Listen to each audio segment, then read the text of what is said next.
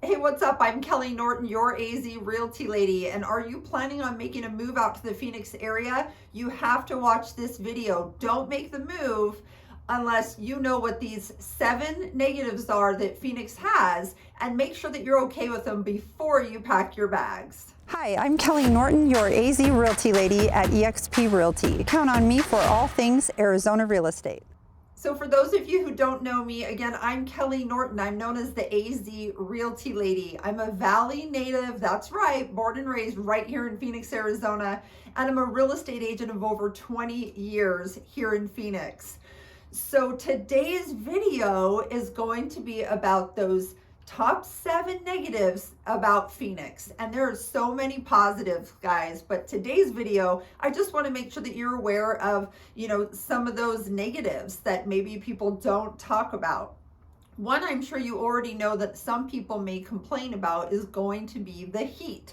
So we have a couple months where it's hot, and the average temperature in the summer is definitely going to be over 100 degrees.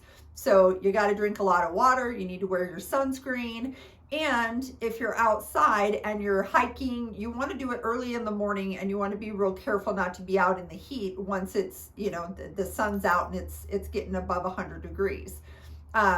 Also, with the weather, there's air conditioning everywhere. So even though it's hot, you get in your car, there's air conditioning. Almost every car has AC out here. Houses have AC, and so do all your commercial buildings, the movie theaters, your doctor's offices. So everywhere has air conditioning, and it's usually pumping pretty dang cold during the summer. So you might be hot outside, but as soon as you go inside, you'll be comfortable in just a few minutes because there's no humidity, so you can cool off right away. So I know a lot of my buyers that have relocated here to the Phoenix area are used to having really large acreage with rolling hills. They have a riding lawnmower and no fences. So number 2 negative is going to be our average lot sizes and fences on most of our yards. So there are some properties that you can get acreage, but your average home is going to have a block fence, and your average lot size is going to be around 6,500 square feet. There's some homes that have smaller lots that are more of like a patio yard, and those are going to be on a 3,000 or 3,500 square foot lot. And then there's some that might be on a 1/3 acre or a 1/4 acre, but for the most part, lots are going to be in that 6,000 to 7,000 square foot range. All right, number 3 for all you daredevils and speeders out there. So in Arizona, if you're going over 20 miles over the speed limit, that is a criminal traffic ticket. Yes. So they could arrest you on the spot if they wanted to. So just to be aware, a lot of my clients will ask about that, and it's something I don't even think about. I just grew up knowing that, but apparently a lot of the folks in other parts of the country, they like to speed. So just be prepared for that. If you're going over 20 miles an hour, it is a criminal speeding ticket if they decide to slap that on you. Hey, there's more video to come, but I definitely want you to subscribe to the channel if you're finding the information useful, and if I can help you with your relocation to or within the Phoenix and surrounding areas. Plus, click the bell. That way you'll be notified when I put up new videos. Okay, so a number 4 negative. We don't really have basement homes here. So if you are used to having a basement, whether that be for storage or for extra livable space, we don't have basement homes. A lot of people say, well, Kelley, why don't you have basement homes?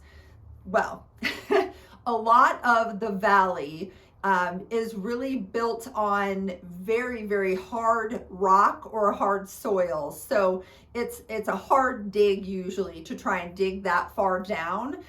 So they don't typically build the basement homes. It's just too expensive for them to try and build. Now, there are a few homes that have basements, whether they be custom or whether they were some of the subdivisions that went ahead and built the basement homes, but the majority, there's no basement homes in the valley. All right, number 5 negative is going to be that the majority of newer construction have homeowners associations. This is always a topic of conversation with my clients relocating to Phoenix. So most of the new construction, you will have a homeowners association. So sometimes they'll have, a pool that they provide, sometimes a gate, little community parks, but they also have rules that they're going to have to make all the residents follow. The homeowners associations, I know they can be a pain in the ass, but they are there to help keep uniformity within the community and keep your neighbor from, pulling the wheels off the car and having a mechanic shop in the front yard.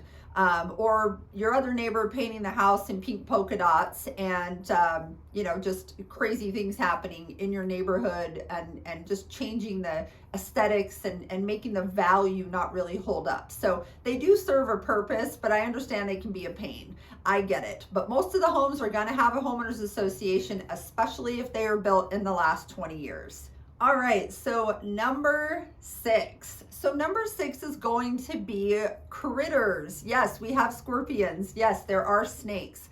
Now, are you going to be going to the grocery store and have this big giant scorpion chasing you and a rattlesnake right at your feet? No, that isn't what it's like.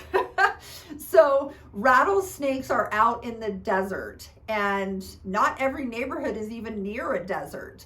But the rattlesnakes are not really going to be on your property unless they are trying to get, to cooler temperature. A lot of times they're trying to find a cooler spot. So most people in their home, in their yard, are never going to see a rattlesnake. The occasional time you might see one is if you're out hiking, and if you stay on the trails, you're usually fine. So it's rare to see them, but you can, especially if you're an outdoor enthusiast and you're out hiking. It's even more rare to get bit by them. They really want nothing to do with you. But if I have heard from the Herpetological Society that the majority of the rattlesnake bites are from people that are messing with them and they're poking them with sticks and stuff, and they don't realize that they can actually jump. I know it's at least a couple times their length in distance. So just don't mess with them. And if you see them, you're supposed to just slowly start backing away. And they rattle at you to let you know that they don't want you to come closer. So don't. So scorpions, usually if you keep your crickets down and you keep your food source for scorpions, you're not going to have a huge problem. There are areas in the valley that are concentrated that have a little bit more of the scorpion population. There's kind of a scorpion belt that runs down through the valley. And there happens to be more scorpions in that area. It kind of runs through like an area of Chandler, through Tempe. And then of course, in some of the desert areas, you're going to have more as well. Golf courses tend to attract them as well. So just something to keep in mind. But I've never been stung by a scorpion. I've lived here my entire life. I've even had them in my home. I've lived on mountains. I currently live on a mountain, lived in the desert. So you can also have your home sealed, and that's where a company comes out and they just seal all the little cracks and crevices that a scorpion might be able to get in. And I know that does help as well. So sealing the home, keeping the food source down, you should be able to keep a handle on scorpions. All right, so the 7th negative that you need to know is that there is no real solar buyback here in Arizona. So a lot of people will ask me, hey, is it like California where, the utility company will buy back your banked solar? No, unfortunately, it's not like that here. It just kind of depends on who you talk to, but as far as the benefits of solar here in the valley, but there is no real buyback benefit credit, if you will, for having the solar. And a lot of people have them either leased or fully purchased. And in resale, when you're selling your home, it's definitely better if it's fully paid off, because then when you're selling your home, the new buyer doesn't have to finance that portion of the solar that's left. If they do have to finance it, they have to qualify with that in their payment and their mortgage in their payment. So it can oftentimes eat up some of their qualifying abilities. So definitely something to think about if you're thinking about getting solar.